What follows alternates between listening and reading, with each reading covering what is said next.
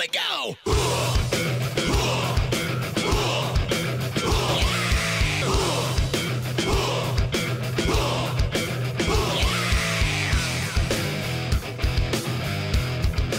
Welcome to Close Combat. I'm Sergeant First Class Randy Randolph. Coming up, we'll have all the lightweight action in the Army Championship Combatives Tournament.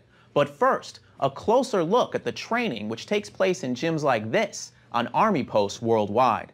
The modern Army Combatives program has been around since the mid-90s, but it's constantly changing to adapt to different needs downrange. Take a look.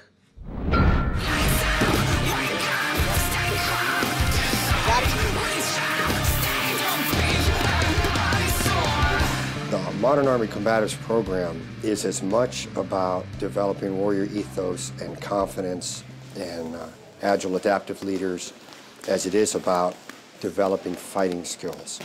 The basic and tactical course, what used to be the level 1 and 2, are taught out around the force in the units by their indigenous instructors. And what we do here at the combative school is we train those instructors.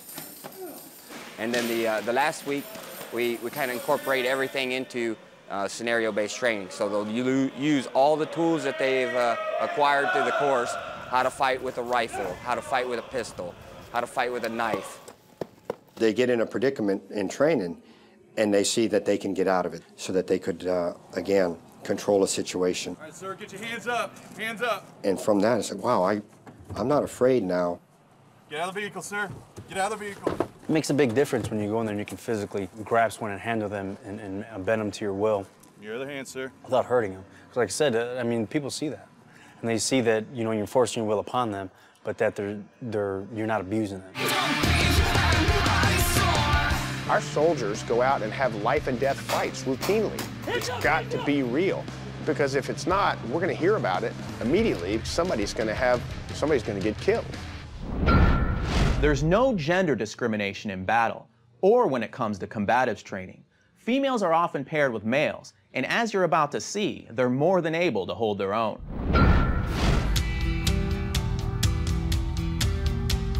It started when I went to level 1, and it caught my attention. It's just not a lot of females that do combatives, and then just getting used to throwing around guys, and it's more like showing the guys that females can do combatives also. I started doing anti-attack, anti-rape courses, and then I started teaching, and from there it just kept going on until I finally said I want to compete at the age of 17. Got my parents to sign my contract and competed. One of my old NCOs, he was like, you should go, you know, train. And then I wanted to do level 1 and level 2. And then I did the tournament at Fort Hood. And then they opened up the new weight class, which is like 110 bantamweight.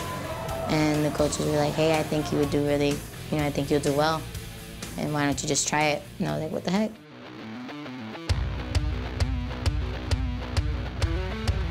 Intimidating, not so much. It was just more of a, you know that in their mind, they're soldiers. We're all soldiers, so our mentality is win, win, win all the time. And then for him, it's not just win. Now it's win and don't lose to a girl. They can't really hold you down, and it's really easy to squirm out of their locks and stuff, and they're so big, and it's hard to keep you down sometimes, but unless they get all their weight on you, yeah, it's pretty hard. For me, it's to prove a lot of guys that a lot of females can do it too. And it is all about the technique. It isn't, they show you different ways to get around, of course, if smaller, and like the instructors are always giving advice. If you haven't done it, I guess it could be, but for me it's not, because I've trained with males, I've, you know, rolled with them constantly, and it's just, you know, it's another one of the things that you're going to deal with in a tournament that's co-ed.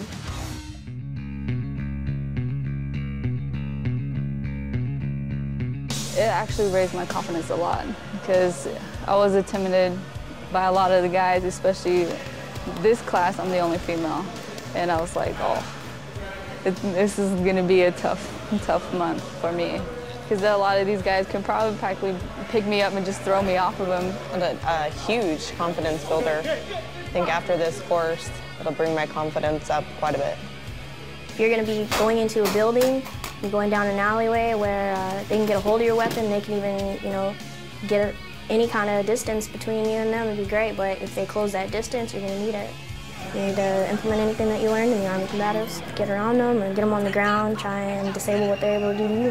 When you're out, like even as a soldier, you know, soldiers like, oh, they look at you wrong or something, they try to start an issue, a problem, and you're just like, in your head, you're like, I don't need to. You just ignore it because you know, like, if it really got to that level, you knew that battle's already won, so why even bother with it? Coming up, a closer look at how Army combatives is used in Army Ranger School. Plus, don't miss all the lightweight action from the Army Combatives Championship.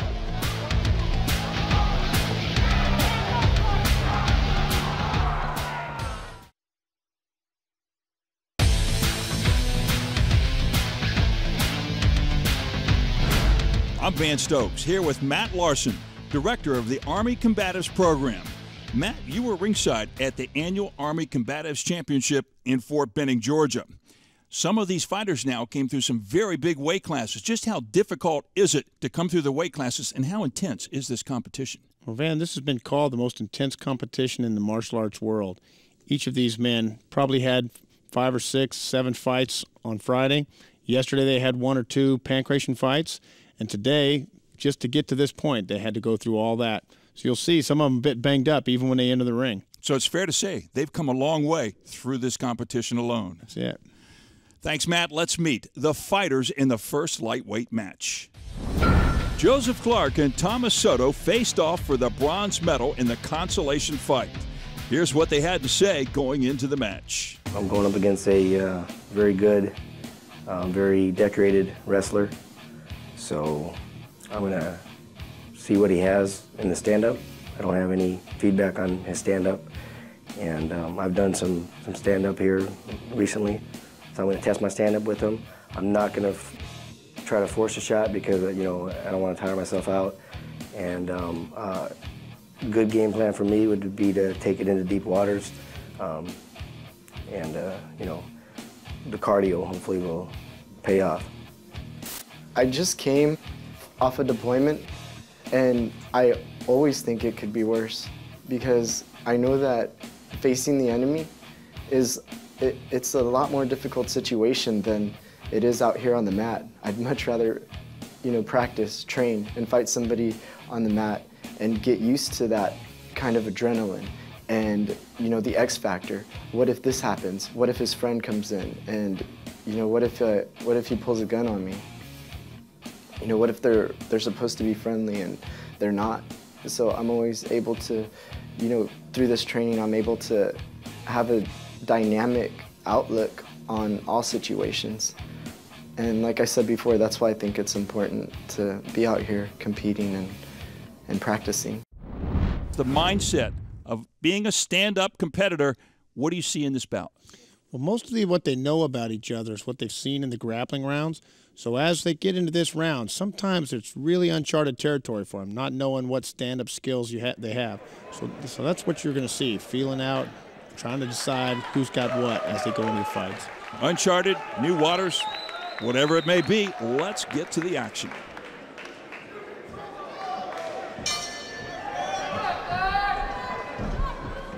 Joseph Clark wears the red belt, and Thomas Soto, Fort Bliss, Texas, in the blue belt. And Soto, as we just heard a short while ago, back from deployment, brings that combatant's mindset into this bout, does he not, Matt? He does. You know, a lot of these guys are much more serious about the fighting than people imagine. You know, imagine he just came back from deployment. Who knows? Could be 2-3 weeks ago. He was over there fighting for his life. Well, right now he's fighting for a bronze medal here in the lightweight division. Lightweight division goes up to what pound? This is up to 145, which 145 pounds for men and a 9% overage for women, so you know, roughly in the high 150s for females. I saw Clark fight in the Fort Lewis McCord championships. He's a real tough kid, really tough competitor, and I think what you're going to see at this fight is it's really going to open up here in a little bit. Well, as you indicated, Joseph Clark from Joint Base Lewis McCord in the great state of Washington, in the red belt in the down position and swinging. is Soto, and responding is Clark. But windmills, if you will, mostly air on those punches.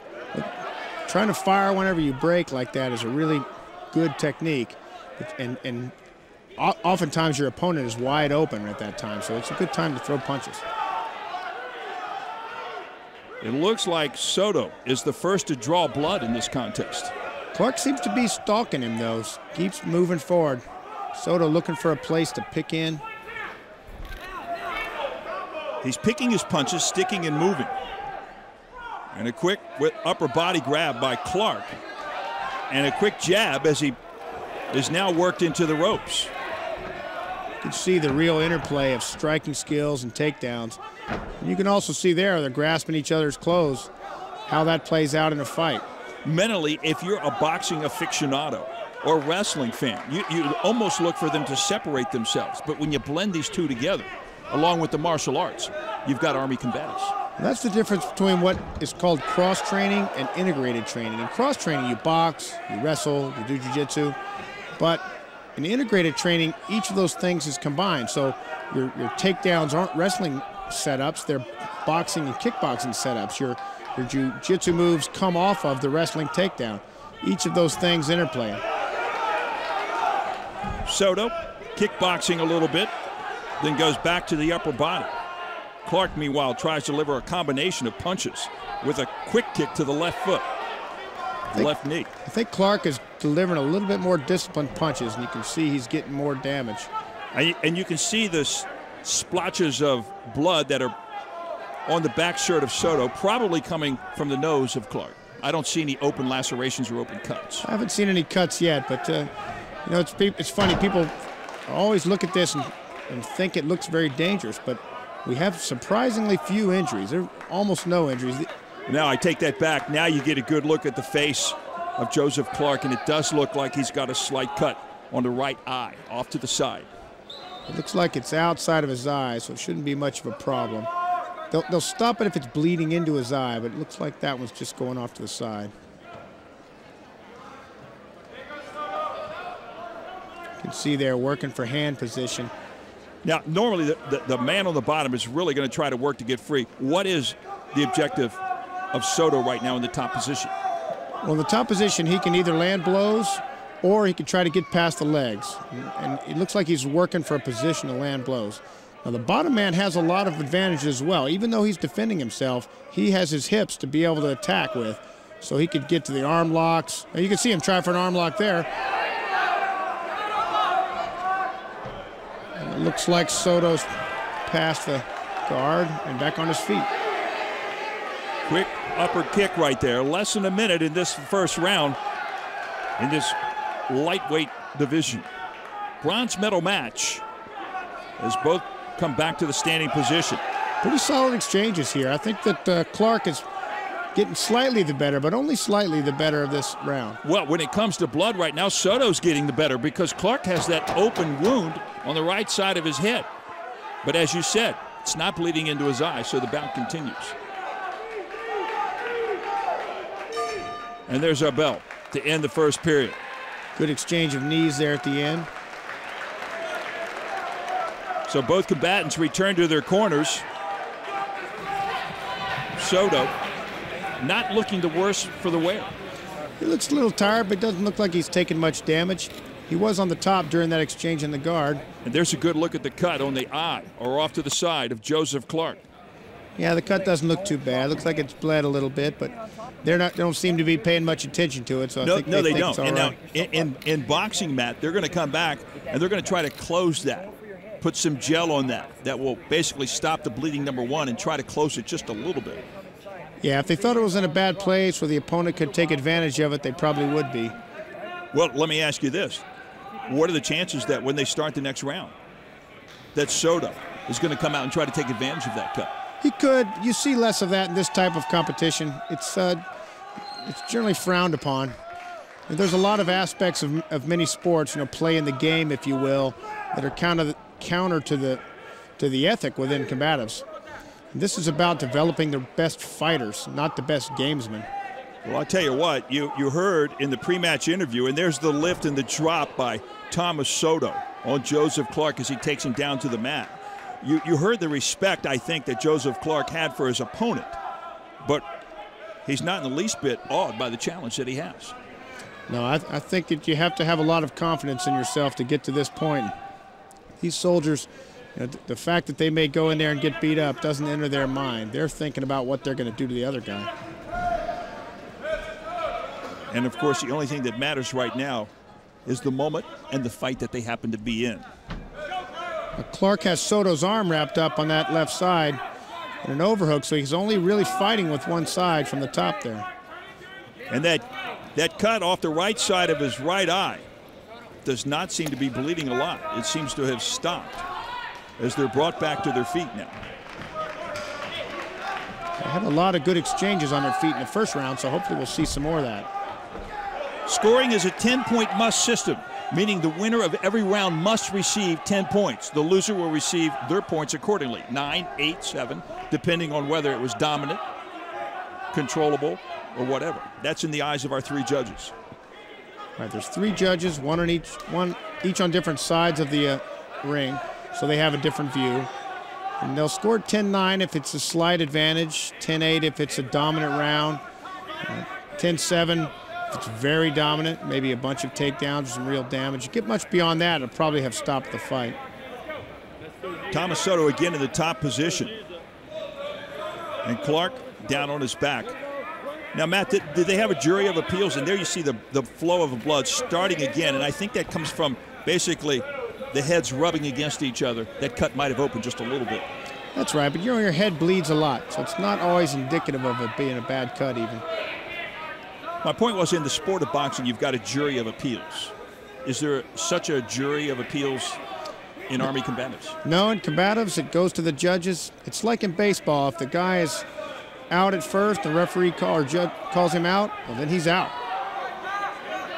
Look at that, he's working that arm lock. That's called the reverse spin arm bar. Looks like he's out of it. Whoa, nice spin around. Reversal, if you will, by Let's see if he Joseph drops Clark. Punches down through there. Clark, who spent a lot of time on his back on the bottom, now has the upper body control over Thomas Soto. It's been a pretty good exchange here, but yeah, Clark is definitely showing some good grappling skills, staying in better position now than he was in the first round. And he's showing stamina, strength, quickness, and a real strong combative mindset. In other words, a little blood is not going to slow him down or stop him. You know, it's funny, in the fight, whenever you're bleeding, you don't even notice it. And when you see somebody, when the fights get stopped because of blood, they're always upset because they don't even know they're hurt. Why is that? Well, you don't feel it very much, and the amount of damage you're actually taking is very small and those sort of things. Now, you feel it when you get hit, you know, the impact you feel, but you don't necessarily feel the damage unless it's debilitating. And so I guess a lot of times it looks a lot worse than it may actually be, such as right now you get a good look over the eye of Joseph Clark as Soto right now tries to maintain control. Soto in the blue. There's a parallel when people are injured in a fight overseas. They oftentimes won't even know they're injured. You'll know you're injured because you try to do something, and whatever portion of your body is injured doesn't allow you to do it. But adrenaline, the heat of the battle, sometimes they won't even know they're hurt. So this very much simulates the heat of a particular battle situation that these soldiers could find themselves in. Well, as close as training can. Imagine what other kind of training involves this much emotion, this much fear.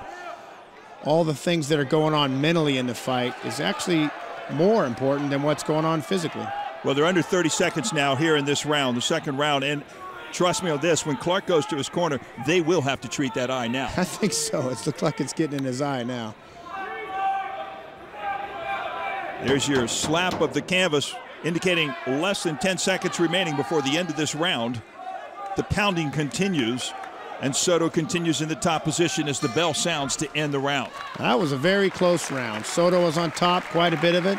And then Clark turned it around and was on top during the middle and was threatening that arm lock at the end. So very tough decision for the judges there. See if we can get a listen to his coaches. Okay, let's make train 3. Let's where it counts. Right? Come on. Get the blood out of here. Something on the back. Listen to me. You have to breathe. Okay, get out of there. You have to finish this. You hear me? And you see that blood just kind of, they clean it up, but then it just kind of trickles. When he kicks, Yeah, it seems like they would have wanted to do more for that cut. follow up with the cross. Okay? He's always throwing that kick to the man. Wait for the kick. Wait for that kick and then counter with a follow-up with the cross. And Soto's coaches seem to think that'll do the trick. And they say in Muay Thai that punches beat kicks, so we'll see if it works out for him. They say a lot of things, I'm sure. Punches beat kicks. And knees beat punches. And knees beat punches. All right. Kicks beat knees. It's all a big circle. Well, let's see right now if Joseph Clark can beat Thomas Soto for the bronze medal. In this lightweight division, we go into the final round. Very cautious. Very cautious. Do you think, in their mind's eye, they think this is a split decision right now? Or one of them, perhaps Soto won the first bout, maybe Clark won the second bout? I think if I was a coach on either side, I'd be telling my fighter he was losing, just to get him motivated. Regardless whether your fighter's Joseph Clark or Thomas Soto. That's right. The last thing you want is a complacent fighter going into the final round of a very close fight. You know, Matt, I've said this so many times. It's really not how the competition starts. It's how the competition finishes. And when it's very, very even in the minds of the judges, the contestant who scored last often will get the judge's nod. And it works that way round by round in these competitions. In some other forms of competition, for example, Muay Thai, they rate the latter rounds more. In this, it's even. If you come out strong first round, but in each round, you have a chance to sort of steal the round at the end. Now you see a slight look of fatigue perhaps on the eyes of Joseph Clark. It's hard to judge, of course, from our position, but stamina, conditioning, gas means a lot right now. It's also relative to each other. You can be entirely smoked, but if you're less smoked than him, it looks like Soto almost has Clark's back. He's working, see what he's doing with the legs there. So he's getting those legs on the inside. Those are called hooks, and that's a very dominant position. Matt, when a soldier wins a medal, in a case like this, a bronze or a gold medal, and goes back to his installation, what kind of bragging rights or what kind of treatment does he receive from his comrades back on his installation? Well, you can imagine being the toughest guy out of 1.2 million is pretty big bragging rights, and so it's funny. Mostly what the competitors win, they don't win very many prizes or anything. They mostly win a hearty handshake and a pat on the back and a bronze medal that says, hey, you were one of the top guys. And this is really called taking it to the next level, because they actually earn the right to come to this competition by winning at their own installation around the Army. That's right, and each post has championships. Now, it looks like he's working on a choke here. He's got the back position. He's fighting for the choke. See what's going on with those hands there. He's trying to subdue him, as you said, with that choke hold. See, he's working that. He's got to get that under his chin to be able to finish the choke. Well, the eye that has been cut, that's closest to the mat, so in a sense it has some protection. Soto can't get to that eye, but he's got Clark pretty well wrapped up. Yeah, Clark's in danger here. Very, very bad danger with that rear mount and the rear naked choke. That's almost the most dominant position. Now, you can see Soto keeps crossing his feet. If he keeps doing that, that's a mistake. Clark may be able to attack the ankles if he does. Let me ask you this. You talked about the winner going back to the installation after having won here. What about if they lose? How are they received back in the unit and at the installation? Well, the loser in this tournament is the second or third best guy in the Army, or fourth best guy in the Army, so that's still pretty good. I don't think any of these guys go back and get anything but accolades. I agree. I agree with you on that. I think those that participate, those that enter the ring, it's hard to call them losers. They might have come out on the backside of a particular bout. You can see now, look, Clark is on the bottom, but he's really doing the most damage here. He's doing quite a bit, actually, really active from the bottom there. He's hitting with both hands, the backside of his glove. All of that's legal. They're all legal striking blows. You can see, generally when you're on the bottom, you're losing, but he's on the bottom and getting the best of his opponent from here. Under 1 minute in the final round here, and into the torso goes Soto, and into the head, a backhand, goes Clark. I mean, this has turned into a bit of a slugfest, has it not? I'll tell you what, it's clear too that Clark is getting the best of Soto on this portion. So look how tired Soto looks. He's punching to the body and not doing very much. Meanwhile, Clark is putting it on him. Less than 20 seconds remaining. The crowd comes alive. They're looking at a slugfest here, and they appreciate every part of it. Soto's trying to work to get past the guard, but it may be too late for that. He's passed. I don't know what he can do there. Past the guard, but the bell sounds.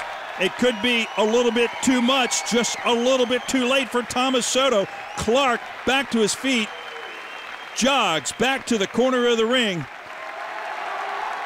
They're both trying to get the crowd on their side now, try to influence the judges. They both feel pretty good about their performance, do they not? Well, it was a good fight, and both of them have a lot to brag about. They both did very well. Well, they're trying to get the crowd on their side, understandably so. Let's listen. The winner, by split decision, in the lightweight division. Like he's worried. In the red belt, representing JBN, Joseph Clark, the winner, and he is an excited young soldier. I think he's pretty happy about the win. He had to fight hard, and he earned every bit of that. I think he knows it, Matt. I think he may have turned it there at the end with those blows from the guard. They each get their medals, gold and silver. A slugfest, a tough bout from the very get-go, but you got to hand it to Clark. He never said never. No, he fought it out to the end, and I think he really pulled it away with those strikes from the guard at the very end. Punches and hammer fists, back and forth, really doing some good damage. He fought through the blood, he fought through the adversity. Well, let's hear from our winner, Joseph Clark. Excellent, excellent fight. You guys were just going blow for blow there. What went through your mind when you found out you won? Well, I felt that all the hard work in my rounds, although I was, on the bottom majority of the time, my aggression, I was happy to see that paid off in the eyes of the judges. Okay. Any shout-outs? I'd like to say hi to my wife, Bobby. She couldn't make it to this one, and she's always been a big supporter. I want to thank my coaches, Sergeant Roger, Sergeant Hansen, my teammate, and good luck to Big Jackson, heavyweight, fight for first. Let's hear it for him. Let's go. Congratulations. Back to you. Well, his wife may not have made it to the competition, but I know they're all proud of him back home. Very, very good fight. Very good performance from that Fort Lewis McCord team. Understandably so. Well, coming up later in the show, we'll be back with all the action from the gold medal fight in the lightweight class. Stick around.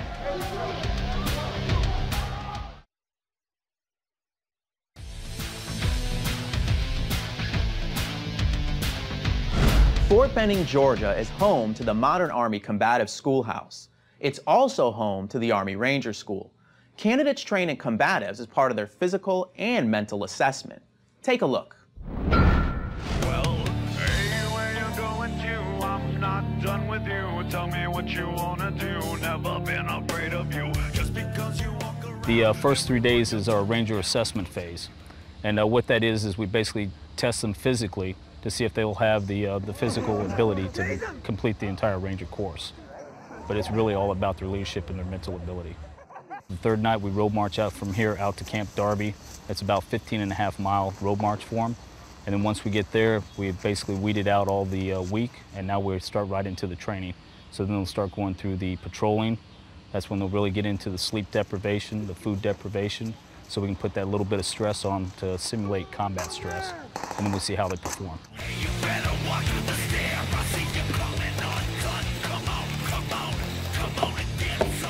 Well, they'll be entering and clearing rooms in Florida phase, and they're going to run into an opponent, and they're going to have to take them down using combatives techniques. And we'll bring them in here, we'll test their leadership skills, we'll give them some new techniques to learn, and really the biggest thing for Ranger School is you learn about yourself. And that's what each one of these soldiers is going to do. They're going to learn how they react when they're lacking sleep, when they're lacking food, And when they're under those stressful conditions, they learn that they can actually make decisions, make the right decisions, and lead other soldiers. We're starting to hit the mental hump right now. Like I said, they've been up since about 2 this morning. They won't get to bed tonight until about midnight. And then they'll be back up about 2 again. So they're going to start working on about 2 to 4 hours of sleep for the next 60 days. Just because you walk around, everyone you're talking down, don't you even make a sound, I will drop you to the ground. Just knowing that you're taught to defend yourself is always a good thing to have, because you never know what situation you may find yourself in regular day life. Especially if you're working law enforcement, you know, you never know when you can come into, I guess, physical contact with somebody, and it's always a good skill to have. So, because you just never know what could happen at any time.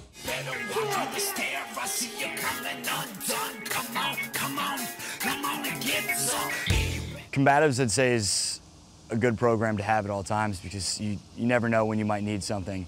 I guess, as others have said, it's a good tool for the toolbox. You never know what circumstances you might cross, and you might need to be able to go hand to hand.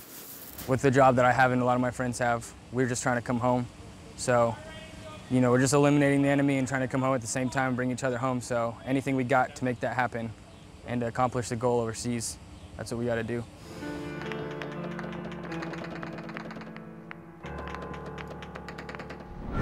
Up next, this year's championship trophy has special meaning to the combative school, plus more lightweight action in the Army tournament. Stick around for more Close Combat.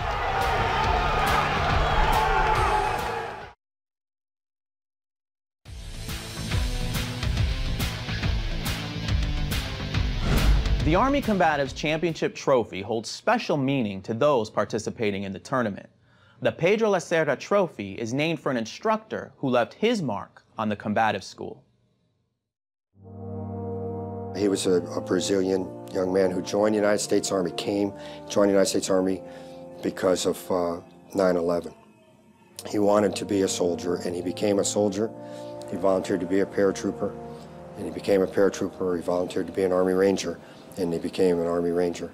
He was a black belt in Brazilian Jiu-Jitsu. He was a quiet, humble, professional, a great husband and a great dad, and a world-class fighter. He was a trainer of combatives in the 75th Ranger Regiment, and he died unexpectedly of a brain aneurysm. And so because of the quiet professional that he was, the warrior flame that burned in his heart, we have named the championship trophy for him. And so many people knew him and loved him and respected him. And so I think it's a good thing. While he was at Fort Benning, Pedro Lacerda took advantage of some of the dozens of courses offered to soldiers through the Maneuver Center of Excellence. Here's a live-fire demonstration of a few of them, including Airborne, Infantry, Stryker Brigade, and the Combative School. Get down, get down, get down! Yeah, I got me. Want to get his leg?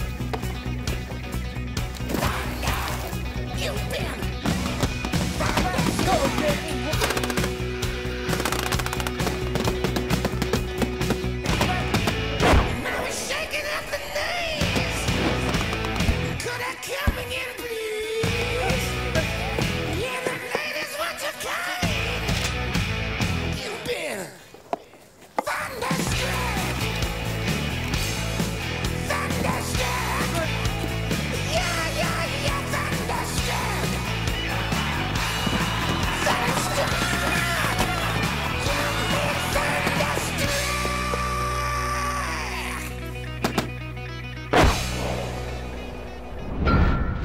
Up next, see the competition in action. We're back ringside for the lightweight championship match in the Army Combatives Tournament, here on Close Combat.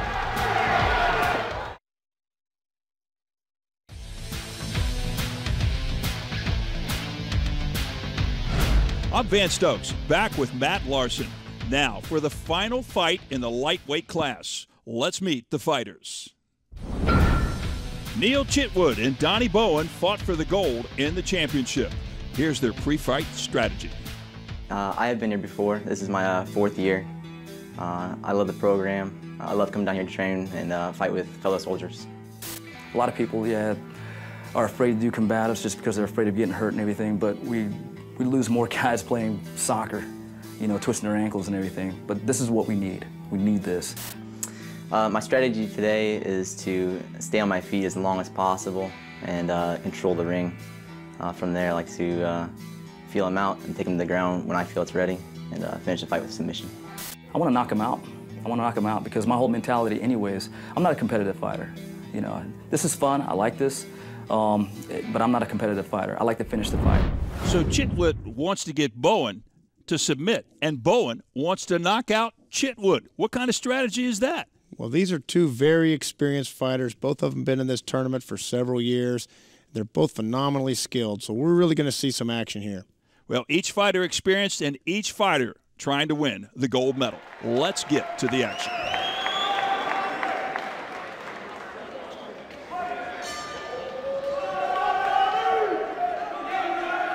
Neil Chitwood out in the blue belt, and his opponent, Donnie Bowen from Fort Campbell, wearing the red belt. Chitwood with the ROTC unit at Capital University in Columbus, Ohio. And Bowen, Special Forces soldier at Fort Campbell, Kentucky. Both experienced. Bowen trying to go inside with the knee. In fact, they clashed knees, each trying to strike the other. Very good exchange of knee strikes here. Very, very solid. Seems like one of them would try a takedown off of those knees in a second, but they're hurting each other. Well, there's a takedown by Chitwood as Bowen goes to his back.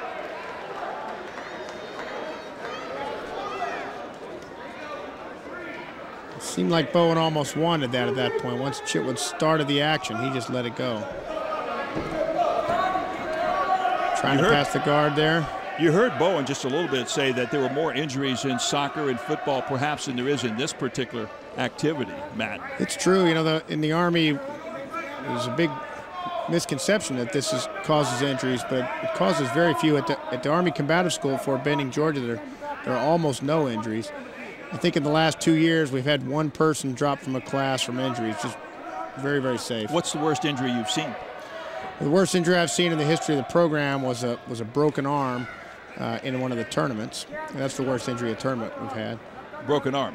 Now, not to make light of that, because that can be serious and, of course, detrimental to whoever's arm it might be. But compared to some of the other injuries that you see in some organized sports, that's not considered as bad, perhaps, as some of those other injuries. No, there's misconceptions out there about what is dangerous. You know, probably the most dangerous sport in the Army is basketball. More knees and ankle injuries from basketball than there are from fighting, that's for sure. Well, what's the biggest danger right now to Donnie Bowen in the down position?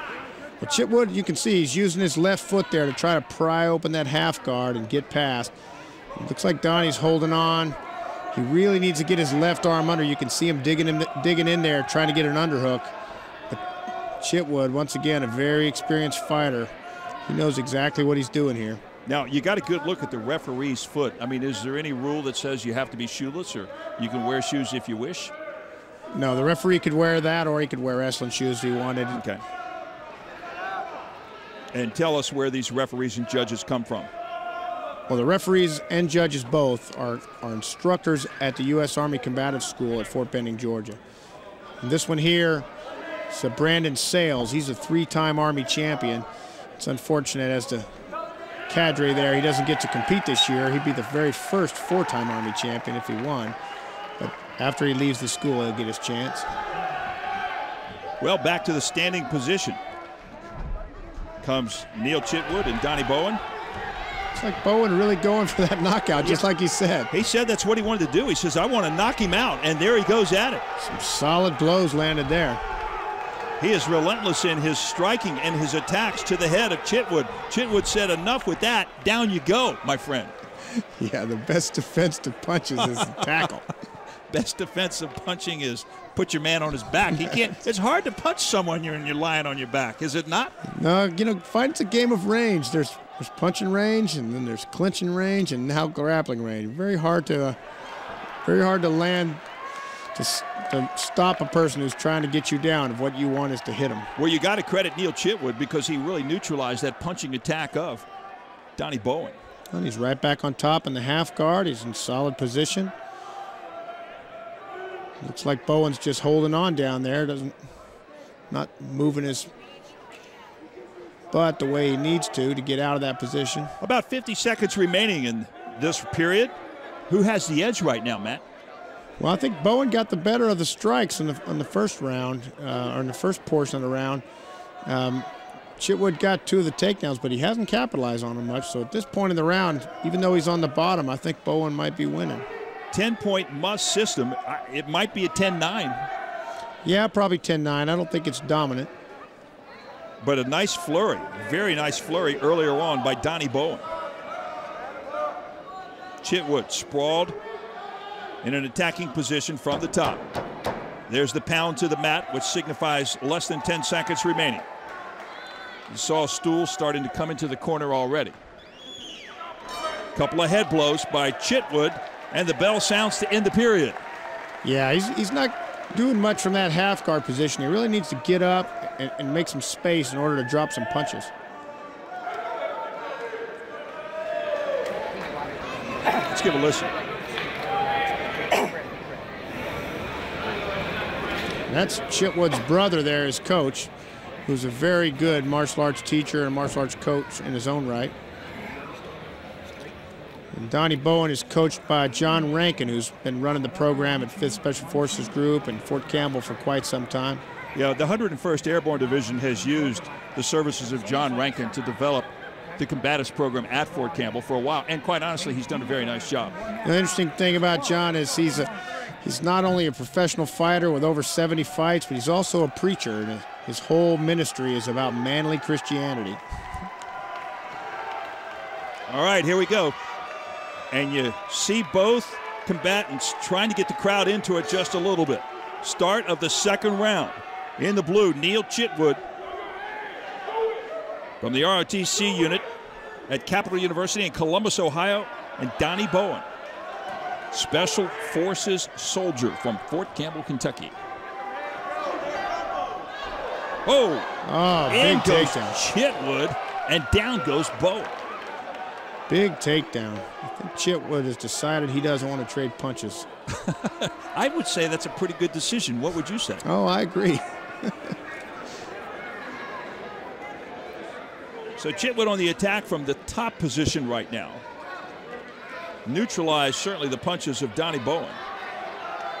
Bowen's got his arms pretty wrapped up, hard to do much damage, but Chitwood's going to have to get busy. They're going to stand him back up. Yeah, if you were Bowen's coach, what would you be telling Bowen now from the side of the ring? Well, I would actually tell him to push him away and try to get his hips and stand back up. It looked like he was doing a lot of damage on his feet. But you do take a risk, do you not, Matt? When you try to scramble and get back to your feet, you expose yourself to a certain degree? You can, but if you're pushing and controlling the range between you, you'll be the one who controls it. Of course, Chitwood is just pushing into him right now, maintaining that position. Doesn't seem to be doing much. Except trying to go upstairs to the head, and you were right on that call, Matt. Referee will bring him back to the standing position in the center of the ring.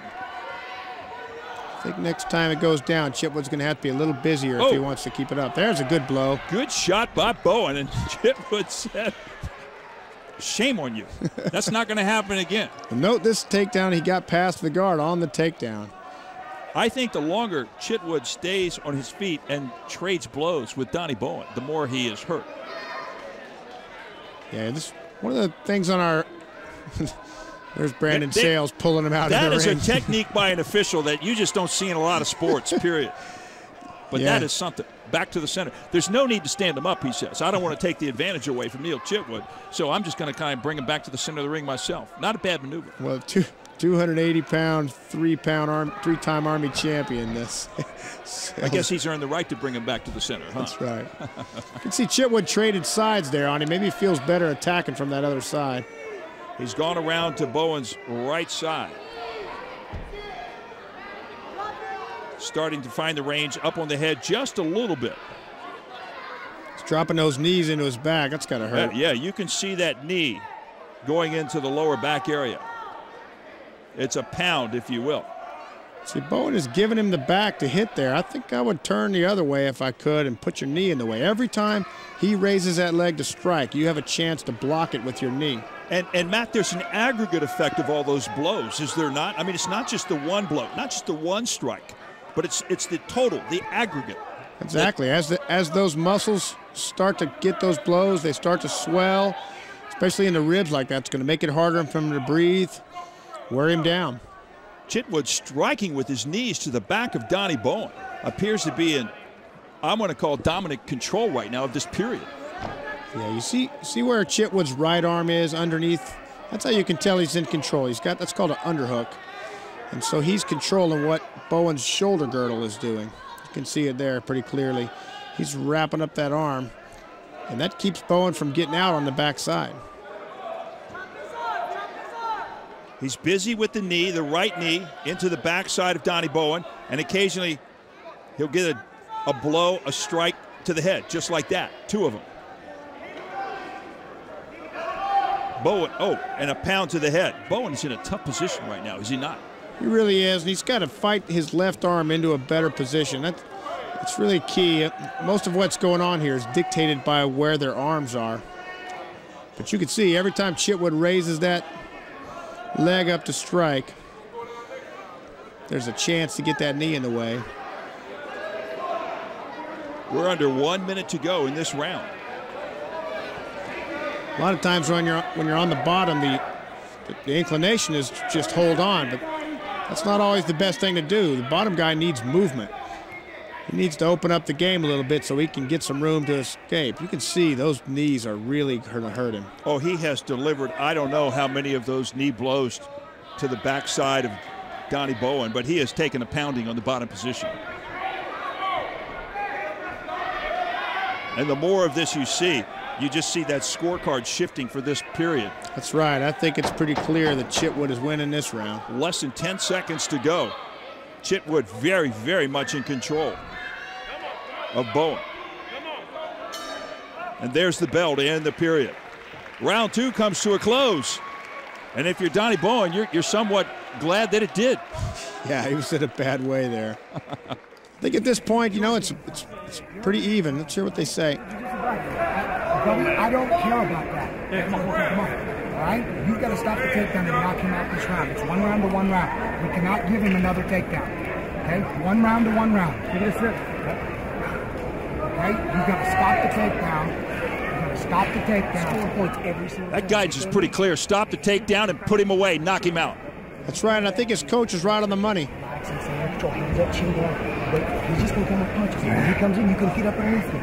He's going to pressure. He has to pressure. He's behind. You heard that. He's got to pressure. He's behind. When he comes in, you get up under him and lift him. My guess is the judges have it, just like Rankin said, 1 round each at this point. So there, it depends on which way it goes. Everything's on the money just in this round. Again, not how you start, but how you finish inside the ring and on the battlefield as well. Well, we're into the final 5 minutes, third final determining round for this lightweight gold medal. Neil Chitwood on the right with the blue belt. Donnie Bowen on the left with the red belt. And Matt, it might well be tied up 1 round apiece at this point. I think so, and they both look pretty fresh at this point too. Now that's a good sign there. A lot of stamina as Bowen tries to land some blows. And very quickly, Chitwood takes him right back down. Remember, John Rankin told Donnie Bowen, don't get taken down. And he did. That's funny. One of the dynamics in this kind of fighting is if you want to be aggressive, you have to be the better fighter on the ground. Because when you're aggressive, you inevitably end up very close to the person. And so that's when the takedowns happen. And a lot of boxers don't know how to be aggressive on the ground because they're used to standing on their feet. Well, it's similar to boxing, too. You know, the tall boxer can't be aggressive most of the time because if he's aggressive against the shorter guy gets what he wants. He gets to fight inside. Well, they're each trading body blows at this point. You see the left hand of Donnie Bowen very active into the side of Chitwood. Looks like they're standing him up there. So Bowen will have another chance to take him out, and Chitwood will have another chance to take him down. Single leg. Pressure over against the ropes, and down goes Bowen. So far this round, it looks like Chitwood's having his way. If Bowen doesn't get some ability to stop that takedown, I think Chitwood will take this round and end up winning 2-1. 2 rounds to 1. He is in a very good position right now over Fort Campbell soldier Donnie Bowen. He has wrapped him, smothered him tight up high. It looks like Bowen's flat on his back too, and that's not the place you want to be. See, every time Chitwood pulls his right arm up, Bowen needs to be fighting that arm into the armpit, his left arm into the armpit, just like that. He's got to be there in order to control that position. But Chitwood held that right arm down to the mat for a lengthy period. Well, in that last round, that's how he dominated. He was able to control that arm in the far side, keep his own underhook. That's really where the fight is. If Bowen would scoot his hips out to the left, he could pretty soon be threatening the position. You can see Chitwood using that left toe there to try to open those legs up, get his leg free. But he continues to pound, does Neil Chitwood. He'll pound to the body. He'll pound to the head. He'll pound to the face. It doesn't make any difference that they're both in the down position. He'll continue to pound. You see how Bowen is using his forearm to hold those punches back? Those punches aren't hurting too much because that forearm is in the way from a powerful blow. I mean, this is almost like a physical chess match when you get right down to it. One move meant to neutralize or take out the move of your opponent. On a scale of 1 to 10, how high is the intensity right now? It looks like Bowen may be fading a little bit. We'll see what he's got. He's just been taken down twice in this round. Seems like Chitwood's ahead. Latter part of the third stanza. This one could decide the whole thing. Chitwood decides to land a few blows, and then he goes in. Then another takedown. To take him down. This is slightly different. You can see where Bowen's feet are on the inside. That's called the butterfly guard. There's certain advantages to that. Different attacks you can make from that position. Should Bowen have stepped around perhaps and not allowed the takedown? He should have kept his hips back, but since when he was trying to commit to those punches, remember his plan was to knock him out. So when trying to commit to those punches, sometimes you're not really defending the takedown. When you're on your back like that, it's exceptionally hard to knock out your opponent. And that's exactly right. You don't see too many knockouts from the bottom. We're under 1 minute to go, and this the final stanza, round number 3 of this 3-round championship match. Lightweight division.